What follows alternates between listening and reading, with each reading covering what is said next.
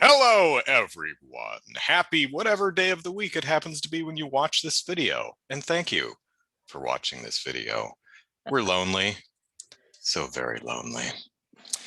So, Andrew and Kelly here. I know nobody wants to talk about 2020. Again, but, yeah, continually. but we're going to talk about 2020, specifically the three most meaningful things that we watched in the year 2020. And this could include movies, documentaries, shorts, TV shows, sports events, the Grammys, whatever. It's probably going to be all movies and TV shows, though. YouTube videos. I didn't write down every YouTube video I watched. No, I'm telling them. Like all of mine. I'm yeah. Subliminally messaging them so that they're like, that Andrew Eisen. Yes. That's right. I must subscribe. There's this YouTuber, middle-aged guy, dresses in all black, has a deep voice. He should talk to his sister. He's friends with his sister. He's friends with his sister. Yeah, exactly. So looking at our totals from last year. Did you? I didn't total mine 2019's. Did you do that for me? I did, yeah. So Kelly, you watched 116 things last year, or in 2019. Yeah. 50 movies you saw theatrically, 56 movies you saw at home, and you watched 10 TV shows. Wow, that's quite different. So now, before you say what this year's totals were, I would have assumed that pretty much everyone, yourself and myself included, watched more stuff this last year, 2020, than we did the previous year, since we're all stuck at home. I would have assumed I had watched more movies and stuff. So you saw 116 things in 2019. What were your 2020 totals? I saw 68 things, and 40 of them were the streaming service. Mm-hmm. 18 of them were series. So I really upped my series. You said 50 were streaming last year. I did 40, but 10 to 18. And series take a lot more time. Especially when you read the series. I watched the entire Game of Thrones from start to finish.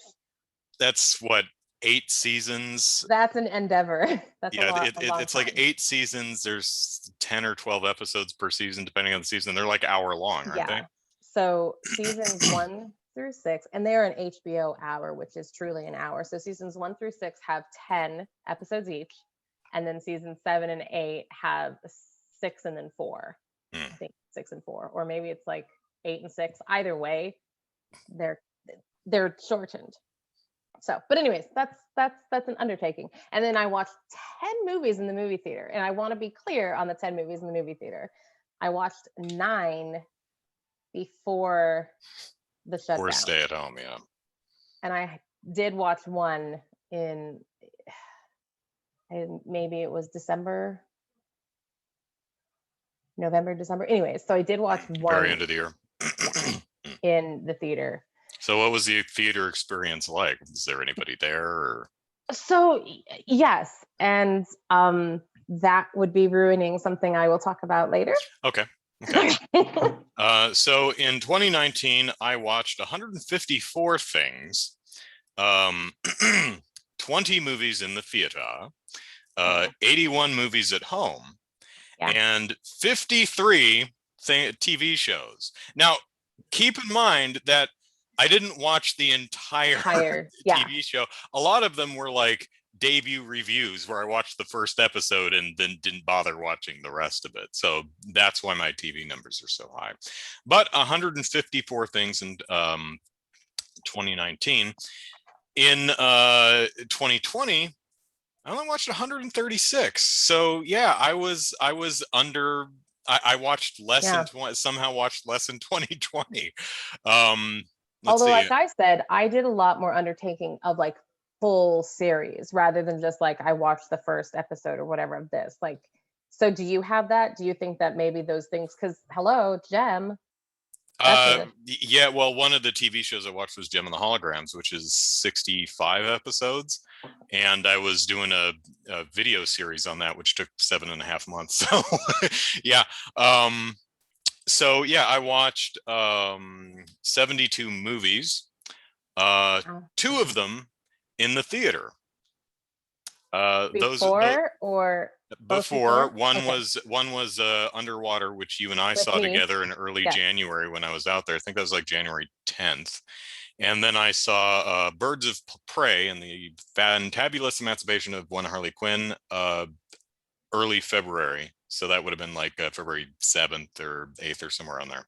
So those were the two films I saw in the theater in 2020. I saw them both in the theater in 2020 as And well. so the rest of them were an assortment of TV shows. So 40 TV shows. Of course, let me see, 18 of those were debut reviews. And then the rest were shorts, documentaries, and even a couple stand-up specials. I will say I did one more look at my list. I watched about 20% of the 68 things that I watched, just under 20%. So all of you mathematicians out there, don't hate. It is under 20, but it's close enough. Zombie apocalypse type movies. Oh, okay. We noticed a pattern here. Okay. And that's not counting some, like, there are some things that I didn't fully count. So I'll let you guys decide which ones I did and didn't count. But yeah, so it's just under that's, and I'm like, huh, I I know where my also, head was at. I also throughout last year, 2020, I did not see anything, a movie or TV show or a documentary, whatever. Hello. Love you. Say hi to my brother. Hi. Have a good night. She's gonna sleep in her new room for the All first right. time tonight.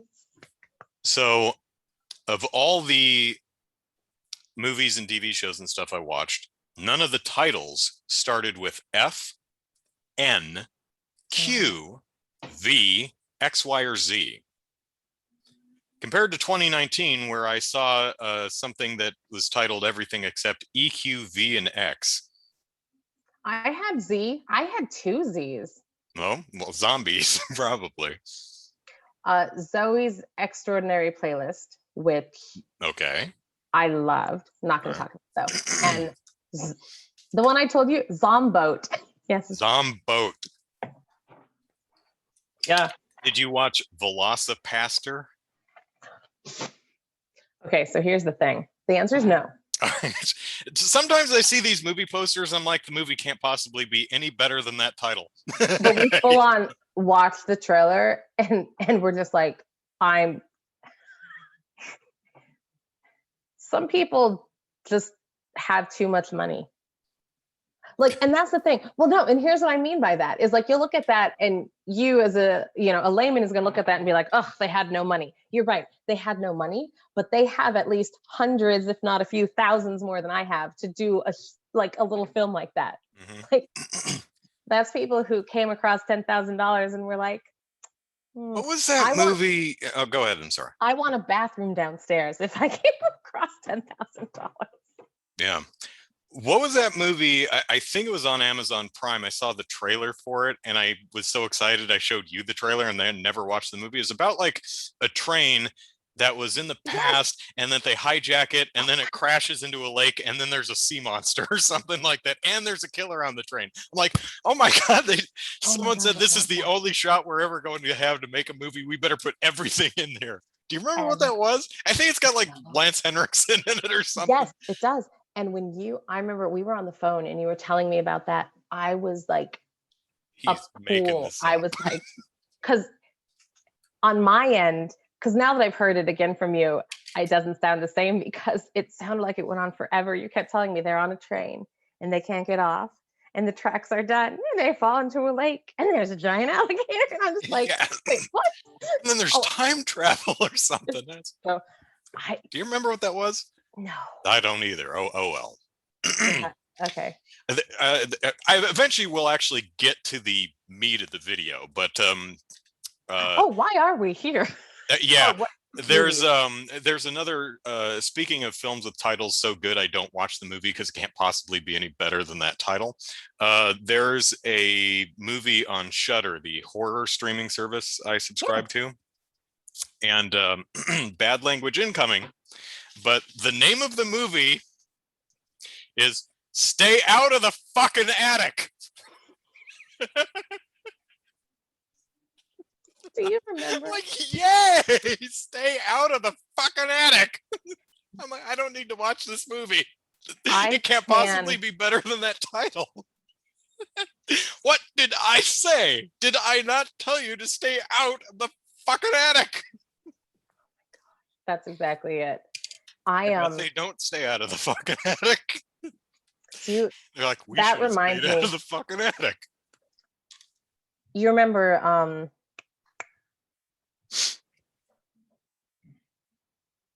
it's the one Liar Liar. I'm like, I can see it. Jim Carrey.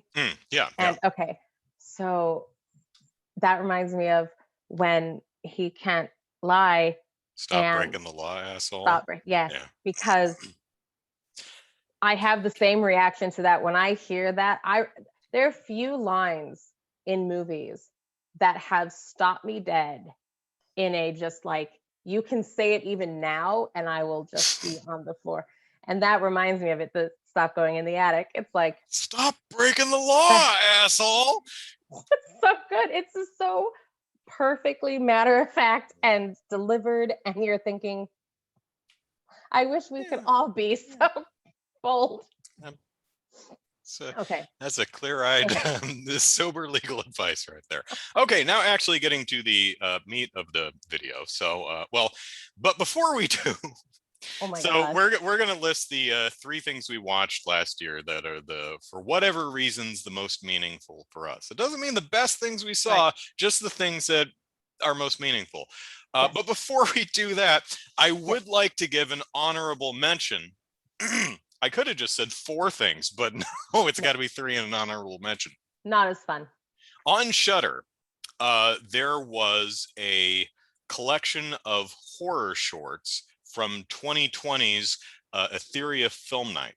Now, the Etheria Film Night's been going on for 6-7 years, something like that. And it is a kind of a film festival challenge kind of thing that produces and promotes horror sci-fi genre shorts directed by women. And I never got to see any of them because they're usually like screened somewhere, but you know, last year because of COVID, that year's they didn't screen them anywhere because you can't do it safely, and they put that year's slate of shorts on the Shudder service, and I watched them. It was pretty great. Really, really strong collection. How many make up this collection? Is it like a, would you call it a movie, or would you call it like a, you called it as... No, I would not call it an anthology. There's no wraparound. It's simply short. There's like 10 or 12 of them. Sure. And luckily, starting last August, they've started to release the previous shorts from the previous years on Amazon Prime, and they've got about 20 or so of them. They're doing them in season batches. Anyway, so this is from the 2020 slate. Cool. And it's a strong collection of shorts, but I really want to give an honorable mention to the short Basic Witch, which is a great title because it's a pun, and I love puns. So this short is about a sexual encounter where the guy, like so many guys, appears to have never been taught that just because you're having sex with someone, that doesn't mean they like you. Well, that doesn't mean you are afforded every single sex act you can think of. So, yeah. No. Yes. So what happens is guy and a gal go on a date. They go back to her place. They make out. They foreplay. They have sex, and then he decides to help himself to her bum without asking. Just slip it on in there. That's which is First not what off, she expected and not what she wanted. But he didn't ask, and she was also in a really awkward position, obviously an awkward position. It's like, you know, so she gets up the next morning and she decides to, because she's a witch, you see, she makes him a witch's brew, which is going to make him physically and emotionally experience everything she did the previous night, the good and the bad, oh God, to help him understand why that was a no-no. that's brilliant. So she Oh gives him the God. morning and he comes out and he thinks everything's great. They both had a great, wonderful, consensually sexual night, and it's like, ooh, morning afterglow. Yes, I'll have some coffee. And then he starts feeling the makeout session. He's like, what? And then he starts feeling the foreplays, and kudos to both of the actors, because they're both, because she's like, what I've done to him is also not okay, but I really feel he needs to understand this. And both actors are just so phenomenal in this role. And not only he's talking through exactly what he's experiencing physically and emotionally, and how it starts great and then it takes a turn. He's like, this is, I didn't want this, and that's very intense. That's really well done and memorable. And I that was a great short, and I really like it. That was my favorite of that particular collection. Well, shout out to them. And my honorable mention, runner up, if you will, is going to seem a lot less poignant. So it's Raising Arizona. And have you seen Raising Arizona? I know I've seen at least parts of it. If I saw it, I was really young. So, okay. Because fairly late 80s movie, isn't it? Yeah. I'll look it up. Go ahead. So it is a very short, small reason. No matter my feelings on the movie as a whole, no matter your feelings as a movie on a whole, I 87. saw it. Okay. So I saw it, we were both right, in maybe March-ish, April. The point is, I saw it before I was a proud mother of a kitten. Mm-hmm. And there's a line. Nick Cage, right? Yes, and Holly Hunter. Yeah. So there's a line that Holly Hunter says, so they kidnapped the baby. Spoiler alert from 87. So they kidnapped the baby and she's in the back of the car, and he being Nick Cage is like driving, and she's like holding the baby and she's sobbing. She's like, I just love him so much. And she's like, and it's like very overly dramatic and hilarious. And I'm just like, this woman is insane. Fast forward, I don't know, 2 months from then, and Olivia, who is on her perch as we speak, because she can't be where I'm not, comes into my life, and she is mine, and I love her. And like, I say that I'm like, I love her, and I do. It's stupid.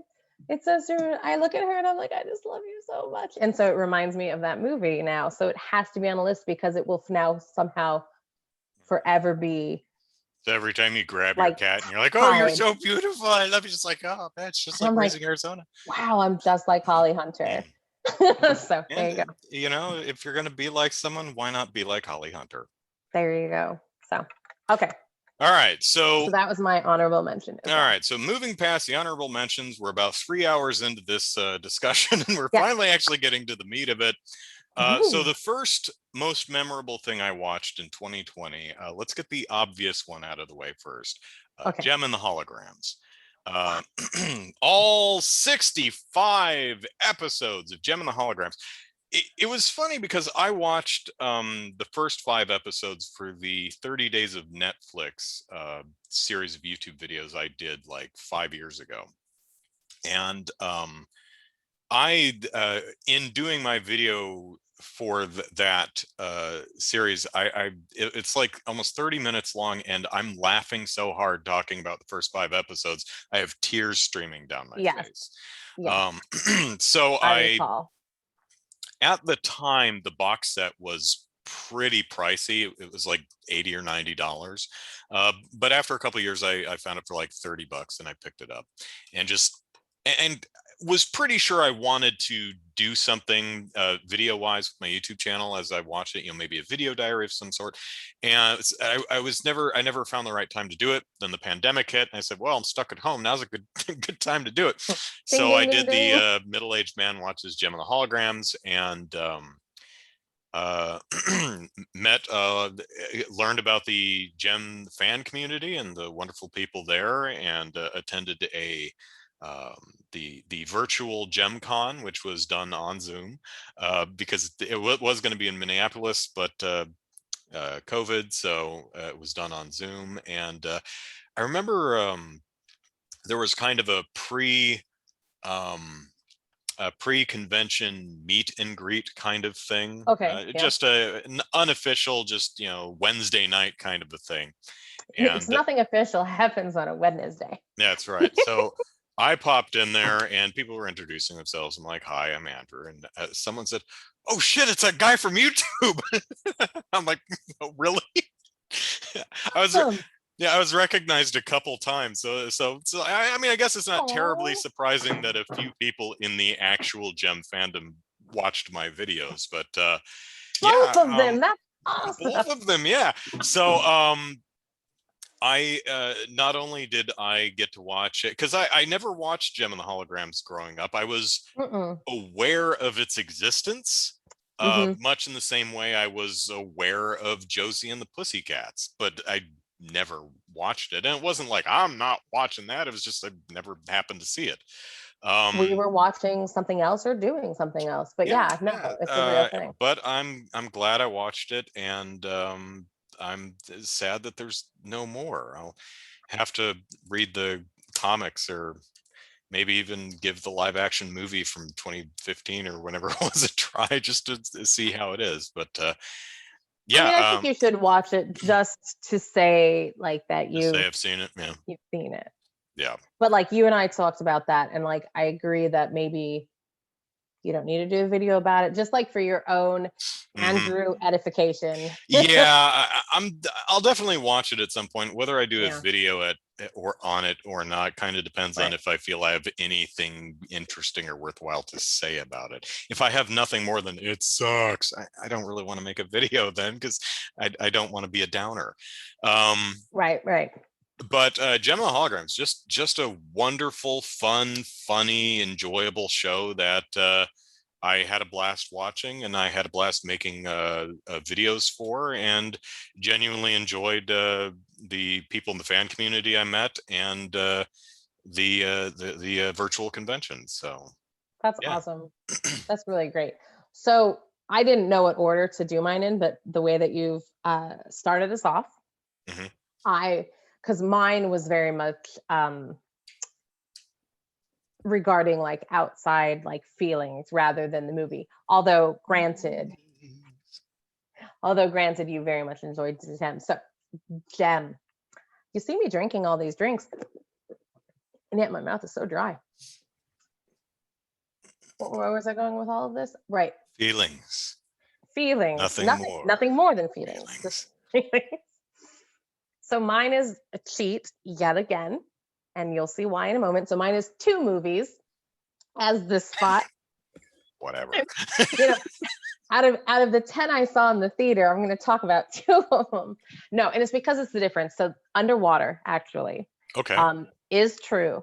Brother and I and Jeremy saw Underwater, or was it Cressy?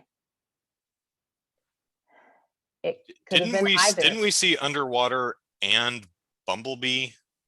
So was Cressy with us on one, and then Cressy Jeremy was the other? No, that was Bumblebee and Aquaman.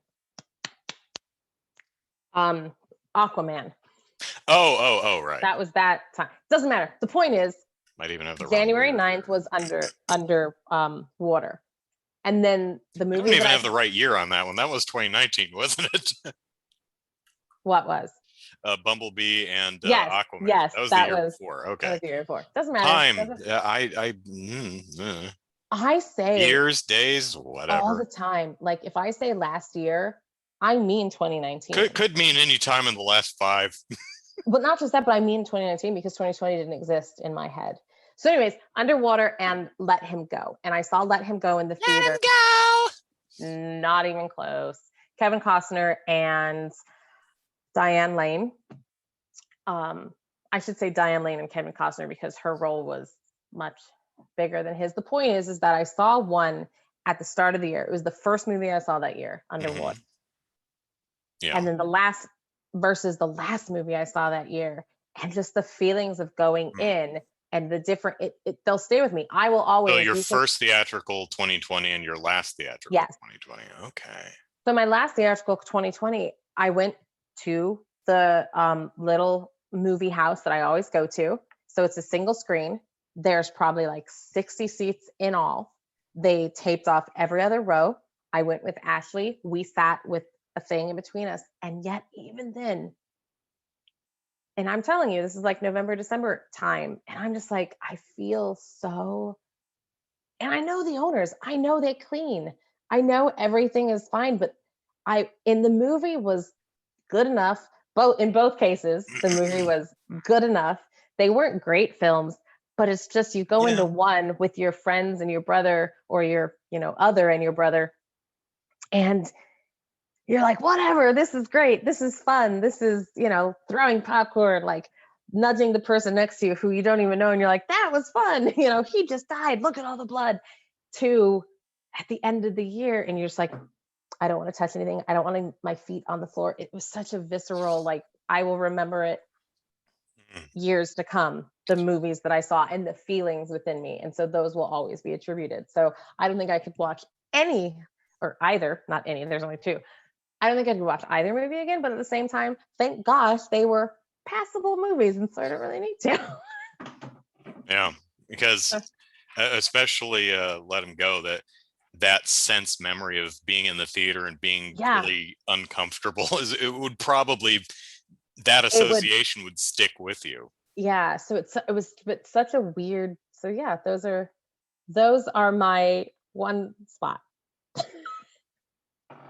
Third spot, this spot. Okay. So my second thing is there is a very, very popular cartoon series called Avatar: The Last Airbender. Yes. So I watched the first episode for a debut review, and or I think I watched like the first 2 episodes because it was a 2-parter, and really didn't like it. And I felt kind of bad because I know so many people are a huge fan of this. So I watched like another couple of episodes. I think I watched up through episode 5, and I was like, yeah, no, it's just not for me. Just not liking it. And shortly after that, I saw what is my next pick on meaningful thing I saw in 2020 is another cartoon series that's airing on Netflix called The Dragon Prince. Did a debut review for that also. What I found particularly funny was I watched, and this was complete happenstance, but the very next, so I did a Last Airbender and went, oh well, didn't like it. Browsing around, I'm like, The Last Dragon. I like dragons, whatever. So I watch it. I'm like, this is really good. And it's also exactly the same thing as Avatar. It literally has the same setup of like in the beginning there was peace, and then the 2 nations warred against each other, and that's been going on for 100 years, and so you now have the multiple factions at each other's throat, and then you have the one true thing who can do the thing, but you need the MacGuffin to do. And I'm like, this is Avatar: The Last Airbender. It's the same. It's just good. So have you like gone internally into yourself and tried to figure out? No, well, like, so what's the why? Why the one that you're like? Same dude made both shows. I did not know that going in, but the co-writer of Last Airbender is Okay. the creator or co-creator of the Dragon Prince. Do you know which came first? As far as airing, Yes. Avatar, it came way before Last Huh. Dragon Prince. Sorry. Um, And which does Dragon Prince have as many seasons? Like I don't know it how many was one seasons because Avatar has, so well, here's what I'm getting at is like Avatar to me, I'm surprised of the order that you put it in, and then I'll let you actually talk now about to be but clear, because you have one that's very I've heard of The Last Airbender. That is yeah, something of which I know about. yeah. This Last Dragon thing I've never heard of. So it's The Dragon interesting. Prince. Sorry, I keep saying the name wrong. Oh, okay. So anyways, but because I was thinking like, did they come out with the Dragon Prince and they were like, well, that wasn't successful. Let's try it again this way. But they didn't. So it's like, No, no, why? no. No, I imagine what happened was I don't think these are based on previous works, at least not so far as I know. Okay. I think they just made the Last Airbender show for Nickelodeon back in 10 some odd years ago. Well, more than that, like I don't know, it's like Okay. 2007 or something. And it was wildly successful. I mean, it was really popular. It made Yeah. a movie, which was terrible and everyone hates. It spun off into the Korra series, which I also did a debut review for, and I actually liked that one better. Not enough to keep watching the show, but I thought it was a stronger start. Um, but it's really, it's not like a rip off or a redo. It just has kind of the same general setup, which I just thought was funny. It Okay. has the same basic, not exact premise, the same basic premise, They share the which same beats, kind of. right. And so I was like, oh well, pretty much it's the same writer. Dude has a knack. So In but fact, this is the story I know. Dragon Prince is 3 seasons. I watched all of them, and it's really entertaining. It's got great characters.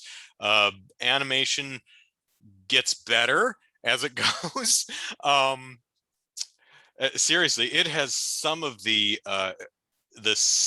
most stilted animation, especially in the first season, I have seen in a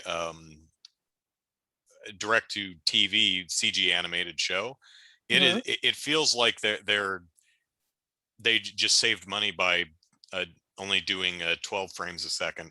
you know, Oh let's boy, just cut that in half because they're like going. that's It's very almost like watching shaky. low frame stop motion animation, the early seasons. Oh, But because I would say I don't know if everyone would be able to watch something like that. That might it is really, create vertigo. well. It to me, it's really distracting. It's one of Okay. those things that you kind of get used to, but it always did, especially in the first season. It does smooth out a bit as it goes. And Last Dragon was why do I keep calling it that? Probably because of Last Airbender, but the I am Dragon the last Prince. one. But the Dragon Prince was approved I for 4 more seasons, which should terrible at impressions. which should I don't know when those come out, but I'm definitely Stay looking forward to them tuned. because I really Yeah. enjoyed the seasons 1 through 3 of the Dragon Prince. Shame I didn't like The Last Airbender. Although interestingly, I have spoken to many fans of The Last Airbender, and none of them are mad at me. In fact, most of them are like, "Yeah, I get it." It's one of those where it's like, yeah, the early season one, not its strongest. Okay. That is fair, but that is the whole idea of debut review. Yeah, So yeah. I get that It's because right for debut review, my YouTube show specifically. The concept of it is how successful is this first episode at convincing me to watch the second. correct. It's certainly no judgment on anything past the first episode. Yeah. Hell, I'm sure if I sat and thunk long enough, I could think of some shows that I like that have some really weak opening seasons. And it's Well, like, I mean, oh, it gets really good in season 3. It's like, I'm old now. I'm not taking the time to watch 2 seasons for it to get good. what is the movie? It's There Will Be Blood, right? That is a movie that I didn't Have like. not seen. Oh, well, see, I was about to say it's a fantastic movie, and many people would agree with both of us, I'm sure. Actually, yeah, Academy Award Yeah. nominee, if not winner. Yes, it won Did it win several. picture? I don't believe it did. I can't. No Yeah. Country for Old Men won. Oh, right, that was that year. Yeah.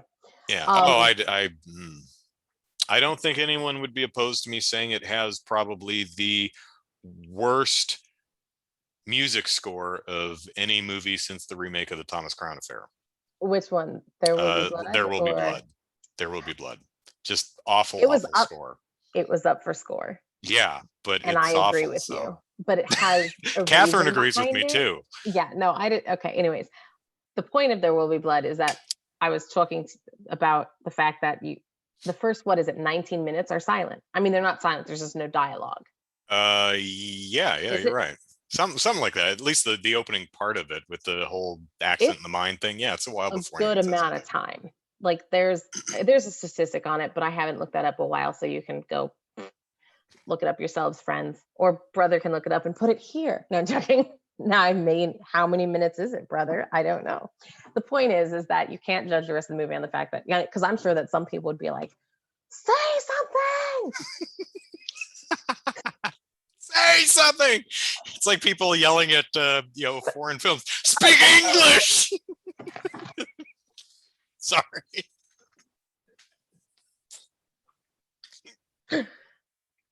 I'm sorry. Is it my turn yet?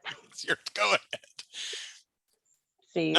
Number two Number memorable or two. notable or meaningful thing you saw last year. Okay, so I toyed between meaningful things we saw in 2020 because we didn't see our families. Right, exactly. All of my I haven't been on an airplane in a year, and I'm just like, I don't understand. My feet are like, I'm not used to being on the ground this much. Aeronauts. Okay, sorry, yes. So Aeronauts is going to be the answer, but I was going to get there. I toyed. Man, you might think is it that a the movie fact or that show? What is Aeronauts? it is a movie. It is Okay. streaming. Oh! I think who's in it? Is it the one where they go up in the balloon? The Theory of Everything couple. Yeah. Freddie Redmayne and Eddie Redmayne and her Susan. Felicity. I don't know. Whatever. I know what you're talking about now. Okay. No, what I was saying is that, and I was telling brother this before we started recording, I saw some very impactful things last year, which is so, and I think it's because I saw a lot of underplayed things, or a lot of things that you normally wouldn't, I wouldn't have seen, because I would have been like, my time is special to me, but like we went to like this whole zombie. Anyways, so Aeronauts, here's why it's so. Speaking of zombies, did you watch One Shot of the Dead? No, and here's why. You should. It's good. That was one of my favorite things of last year. Because we want to watch the version that is unrated, and they didn't have the unrated version available for free. And that specific night, we got very pissy. I didn't even know they had a rated and unrated version available. Huh. So that specific night, we got very pissy, and we're like, well, if I can't watch it as it was meant to be seen, I'm not going to watch it. And I then would do exactly the same thing. And then quickly forgot about it. Yeah, I've done that. I do that too. I mean, I've had at least one episode, if not two, of debut review where I started watching something and then I went, it's censored, not watching it. So the reason Aeronauts is so we watched a lot of movies, right? Yeah, absolutely. And and I get very into movies, and I can feel uncomfortable when people are uncomfortable, and there are times that I'm like, you do the whole over your eyes and you're like, oh God, like normally with romance movies, and I'm like, which is why I like action movies a lot more, because then I'm not like, oh God. But I don't get scared easy. I really don't. I love horror movies. As you can see, I love zombie movies. I love all these things, and they give me pumped up. Aeronauts, on the other hand, takes place in a hot air balloon. Mm-hmm. And oh my gosh, that cinematographer, I was freaking out. I thought I was falling. I was breathless. I tell you, Andrew, you could just have a chat with Jeremy, because obviously he watched it with me.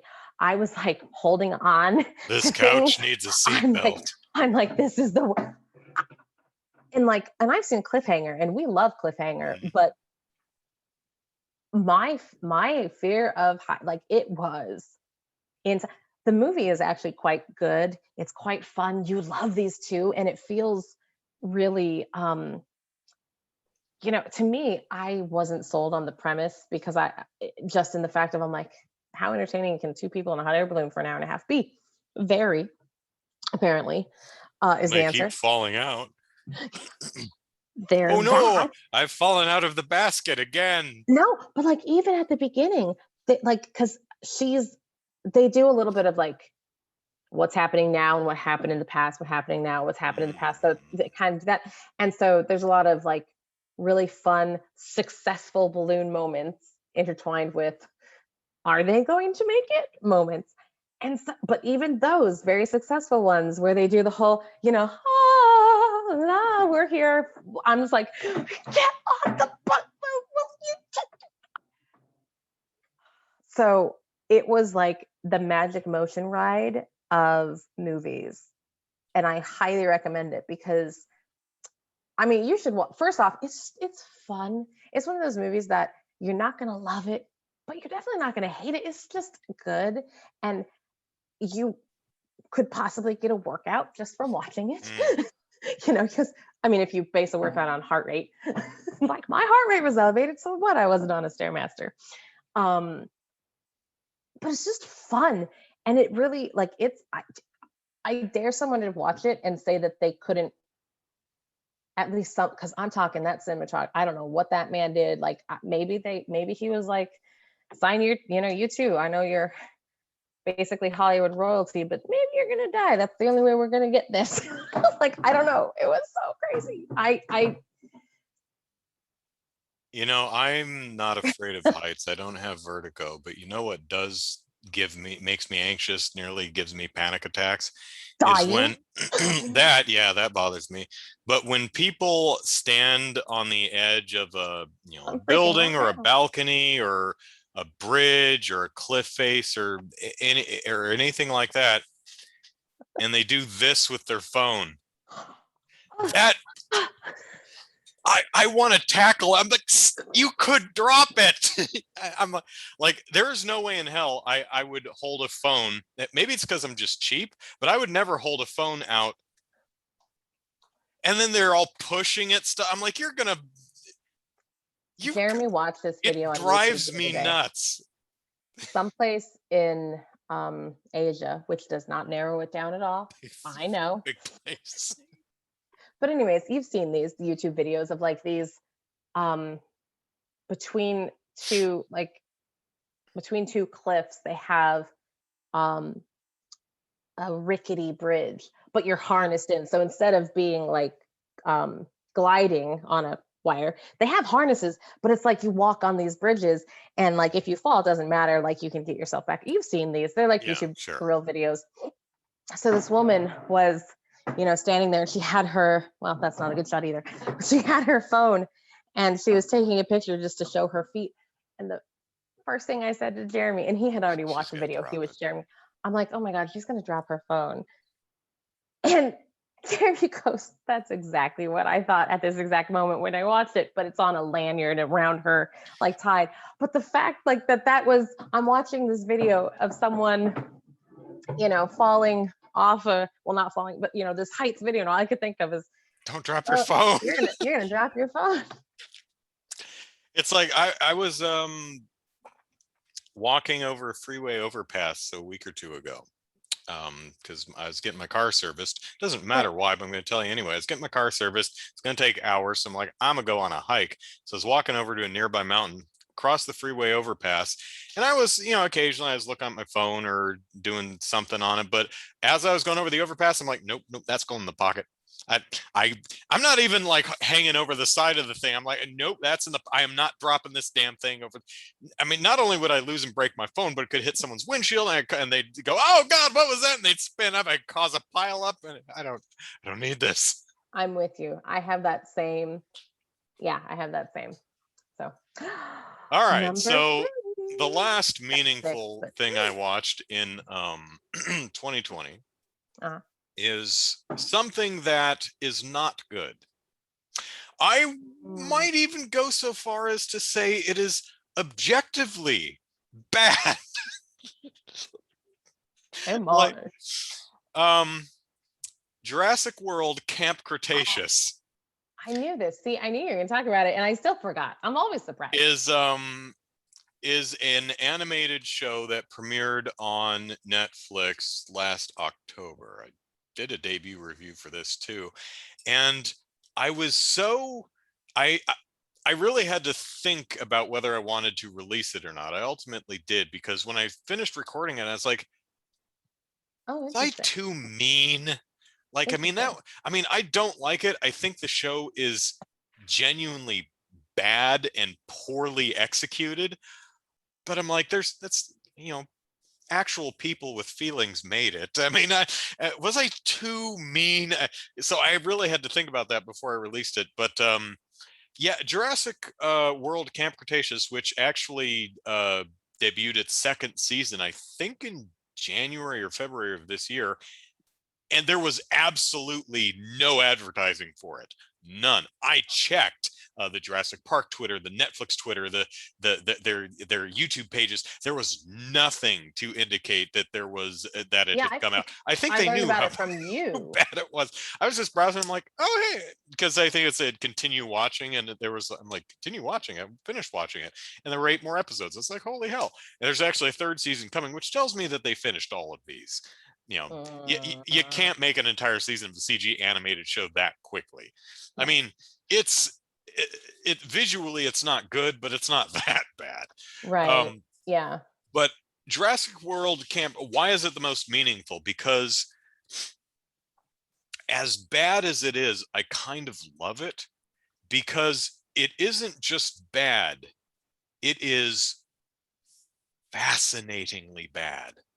I mean, after I recorded that debut review, I stayed up until 2 a.m. that night watching the entire rest of the season, because I was compelled to just see all myriad ways in which this project could fail, the utterly baffling creative decisions that they made here. I mean,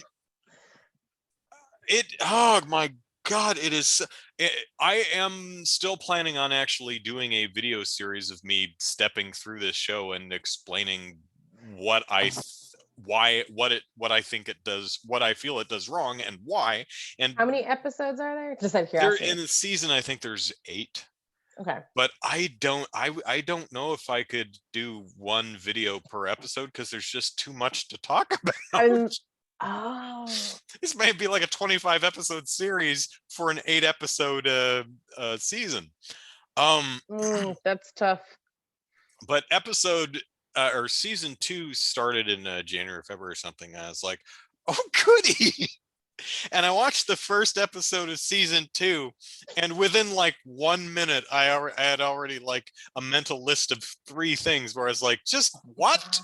And I was like, yes, pump this directly into my veins. This is what I need. Because I'll give you an example. Season 2 starts off with the kids, the surviving kids, running away from some toothy dinosaur. And they're like, we need to hide behind yonder log, and it's this gigantic fallen tree. Okay. Like, all right, we're gonna go hide from the dinosaur on the other side of this tree. I love that you're already laughing. And so the kids run at the log, and the first kid dives and crawls under the log because there's this space underneath, and then the other kids can't. So one crawls under the log, then another has like a twisted ankle, so she can't get under the log. So they're like, we're gonna, boost her over the log, and the dinosaurs pull her through. Yeah, like why would an ankle keep you from being like? Or maybe it was one of the other kids is too large to fit, and so he has to go over. And I'm like, walk around it. Like seriously. Hold on, please. Right. 1 second. Yeah, what did you say, baby? What was I talking about? What were you talking about? Big We're talking about the dinosaur dinosaurs. is chasing the kids, and they're hurriedly scrambling over and under a giant log, a felled tree, to get away, to hide from the dinosaur. Right. And they're like crawling under. I can't fit. Boost them over. Okay, we'll haul you up and over. And I'm like, just walk around. Oh no. Just walk. They are literally, log, and here's the end, and they're like right here. Jump. I'm like, just fucking walk around it. In my head, I'm thinking like thicket. I'm thinking there's no movement. No brambles. It's not a tree that's extends miles in either direction. They are literally at the ass end of the tree, scrambling over and under it when they could easily just walk around it because it's totally in frame. I'm just like, walk around. That is now see, aeronauts, good cinematographer. Jurassic, bad. And this is just bad framing. That's direction. Like whoever was directing it should have been like, we move the camera over or move the tree over, because that's what I mean. Like, that makes all the difference. And then I'll get your head out of the gutter. So then this tree is laying on its side is 7 feet tall, something like that. It's a big, thick tree. So laying outside, it's like 7 feet tall. And these kids, who are probably averaging like 5.5 feet, once they're on the other side, so they're standing on the other side of the tree with the upper end of the tree here, and they go and peek over. I'm like, how did they find a step stool or a small ladder? How are they peeking over it? Because there's a reverse camera shot looking at, and they go, ooh, and you're like, is someone boosting that? How the hell is that? I mean, make a smaller tree if you're going to do that. It doesn't have to be a 7-foot tree. Wow. And it's just stuff like that it's sometimes that's what makes it fun. And what's sad too is the show has some genuinely really well thought out set pieces in concept. The execution is often really crap, but like they're on this monorail, and it's nighttime, and they find out that the pteranodons are attracted to lights, and the pteranodon, the flying dinosaurs, and they're all attacking the tram. P-E-R-O-N-O-D-O and spells pteranodon. Yeah, so the pteranodons are chasing after the tram, and they're inside trying to bust all the lights. And I'm like, this is a pretty well conceived scene. Sure. That's nice.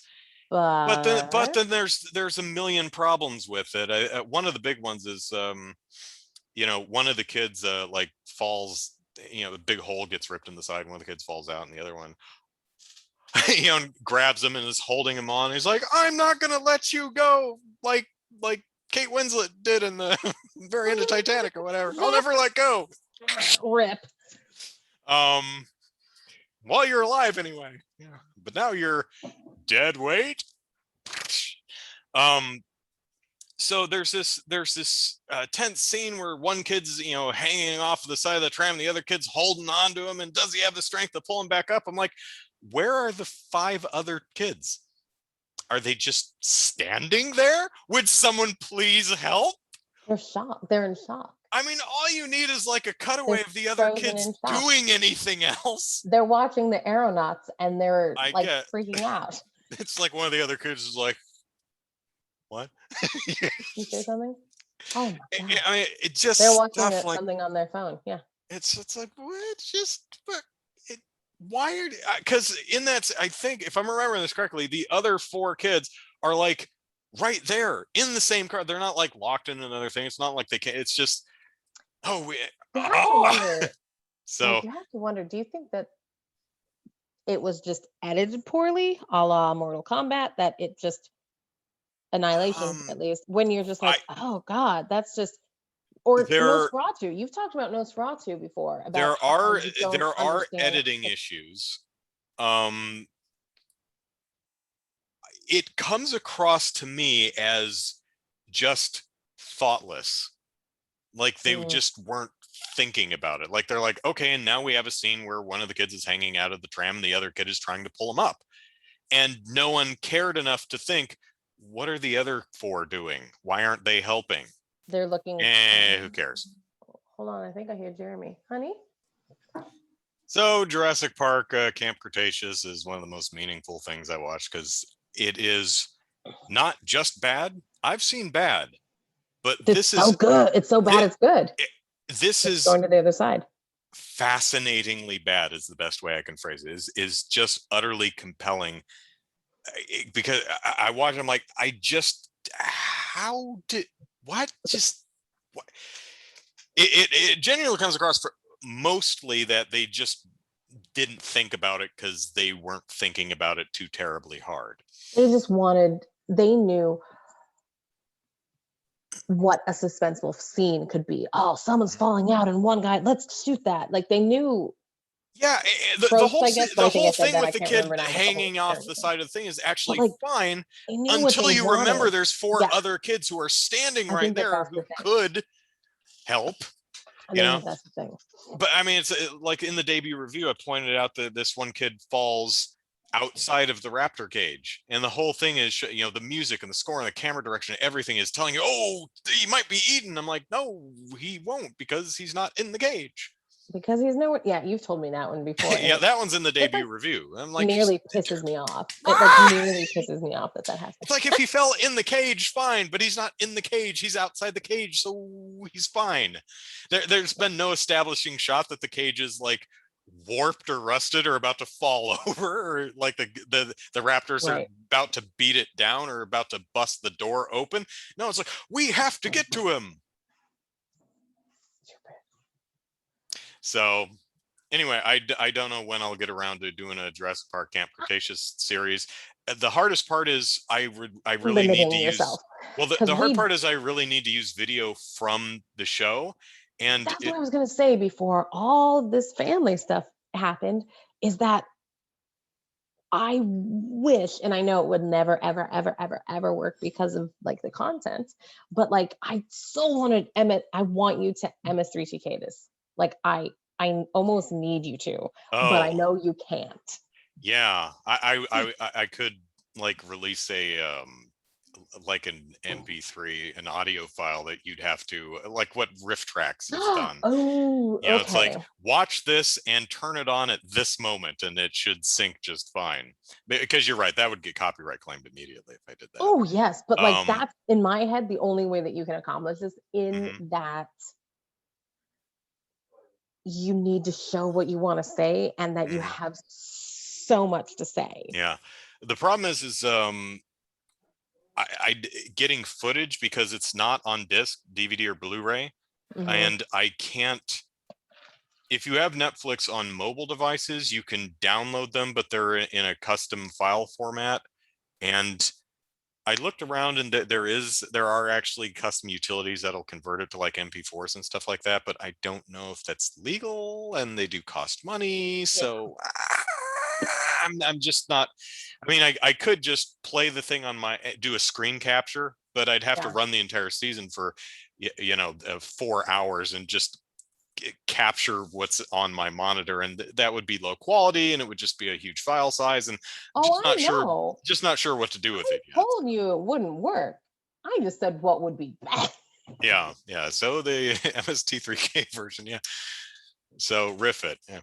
Okay. Yeah. So what's your last one? Okay. So as I was saying earlier, is that I really have so many things that I watched that like were really great somehow. And I think it's because I watched things like series. I'm gonna do a series because I watched series that either A, Jeremy had seen before, or B, I had people tell me, you've got to watch this. And I'm just like, yes, I'll eat it. Like, I'll Be Gone in the Dark. Holy crap, y'all got to watch that. That's not what I'm going to talk about. But anyways, so like everything that I watched, it was things that were going to be good. So me answering, oh my God, that is a heck of a knot. Me answering this question had to go with, and I hate myself kind of for it, Rick and Morty. I loved it. And here's the thing. So as viewers, let me give you a little bit of backstory if I can. You do realize that now, because I have all these drinks in front of me that I have been sipping from. I have to go to the bathroom so bad. Oh my God, I have to go to the bathroom so bad. You don't even understand. This one's water. This one is unsweetened iced tea. And this one is Diet Coke. I have a bladder the size of a watermelon. It's fine. The point is that my brother and I have talked about Rick and Morty. So I'm going to talk straight to your audience, straight to you guys. We've talked about it. Anyway, so you and I have talked about it, and before I watched it, and we talked about how much we didn't like it, having not seen it. For the record, I've seen a couple episodes, and aside from the art and animation style, which I really don't like, right. I think the show is incredibly creative and really intelligently written. Yes, but I can't stand Rick or Morty as characters. So, but it's like for me, and I totally am with you on that. They're bad characters, but the thing is that it's like Seinfeld. That's the point, though, that they're supposed to. You as an audience are supposed to recognize them as terrible people. Because brother and I have this thing. Sadly, too many people do not. Andrew, I'm not going to make it. I'm going to pee myself. Go for it. Sorry. Oh my God, I really am. I can either edit or I can't. Go. EB8. There, look at that. Yeah, she actually stayed on camera for a little while. Oh, you can't hear me yet. She actually stayed on camera for a little while. Yep. What was it? Rick and Morty. Okay, so we've learned that on family nights, maybe we don't do Skype, and maybe Keleigh chooses which drink she wants rather than saying, I want all the drinks. Okay, so for those of you who are Rick and Morty fans, the first initiation into Rick and Morty I saw a snippet. I don't remember where I was or who I was with. And it was of the first episode, which I did not know at the moment. And it's when Morty's in the hallway at school and the bully guy comes up and starts bullying him. And then Rick comes in and freezes him really quick and is like, oh, Morty, we need to go on our thing. And they, portal out of there. And the guy's just standing there frozen. And Summer walks up. Of course, this is the exact only moment that I saw. So I had no idea that Summer was an important character, was Rick's sister, or Morty's sister. She walks up, she starts talking to him. He falls over. He splatters into a million pieces and he dies, obviously. Yeah. And she screams and it cuts scenes and goes somewhere else. And that was it. That was the entire chunk. And I remember seeing that thinking, I do not want to watch a show about people who are so callous that he just froze this dude who just ended up dying. Like full on, he murdered a child to do this. And this is the first episode. And I was like, I'm out. I am super out. Well, I just can't stand his constant belching. Okay, so I hate the belching. Like, hate it. I hate it's not the belching. And the drooling and stuff. I hate I I'm also like, really can't stand the art design, the and I character don't models, like and it's when just they do ugly. the ooh face. Like my face doesn't look attractive either going ooh, but like their face, they have this weird mouth thing that's drawn and I'm like, "Oh, I hate that too." But besides a few things about animation that I don't like, I was like, I mean, I was angry and I told Jeremy, I'm like, I'm not watching this show because Mm-hmm. he was like, "Hey, this is literally when the pandemic started." And he's like, "Well, great. He likes to have things to watch without me because I'm one of those people that in bed, I'm like, okay, good night, you watch. I'll cuddle and sleep." And so he watched it. And one night, I remember this was like in a season 5 or whatever. I don't know how many seasons there are, guys. I don't. He was watching one. I couldn't fall asleep, so I was listening to it. And because exactly what you said, it's written really smart. Like I wasn't watching it; I was only listening to it. And I was, I know, baby, I'm right here. And I was like, oh, you're right there. I see you. This is hilarious. This is like just listening to it. I'm like, this is well educated, well thought out. And I was like, and so then I think the next night I stayed awake again and like listened again and kind of like peeked and watched. And so I was like, we're going to start from the beginning. I have to watch it. And that's when I realized that the Mm-hmm. one small segment that I saw happen to me in the first episode, Mm-hmm. but in a larger context, it doesn't feel the same as it did to me. Yes, all the things that I said still happened. Straight up murdered a kid. And it's not okay. But if you've seen it, it's just different. So it was like, and I saw it all. I've seen it all, and I've almost seen it all twice now. So and you could have asked me last year if not only would I have seen all of the episodes, but if I would have liked, like I would have been staunchly opposed. And somehow, so like, not just did I like it, and like, but I was so again, so it was such a weird experience, but I really like it and I really look forward to it coming back. But it is one of those that kind of doesn't have a, you know, every April is a new season. It's kind of like this April Yeah, it's and when then a they couple years when later. they Yeah, when they get approval and budget to do more. exactly. That So could it's be next year. That could be 3 years later. Who who knows? knows? Yeah. But yeah, but it was such a weird thing because, and let me tell you guys, like I could go through my list of series and there's a few that I was like, I have a lot of ooh, respect and not great. admiration for Rick and Morty. I just don't enjoy it. There's too many things about it that I find off-putting. Uh, Yeah. and it's really just the art is ugly, and I find the characters as people just Yeah. repugnant shitheads that I have no interest in following them on their adventures. There's just no one in the show to Yeah. like or root for. Everyone And is I just awful, and I think and the thing I is find that that off-putting. I'm pretty sure that, and it's weird because you and I are so alike in that we have to like, and like let's be clear about the word like doesn't mean Mhm. favorable or um Oh yeah, I can it's like, not always a positive like. There are a yeah, lot of like villains that I I like. like Deadpool. He's It's an like, yeah, asshole. exactly. So like you have to just, there has to be that, you're like, I want to see where this dude is going. I want to see what's happening here. And it's such an important thing because there's a lot of times you and I watch something and I don't do we I don't I mean, care anything about your life. One iota. I yeah, could be a good guy. It can be a bad guy, but bad in entertaining ways. It could be but it has to be a severely something that's flawed person making that me you to know just more. are rooting for to pull their head out of their butt.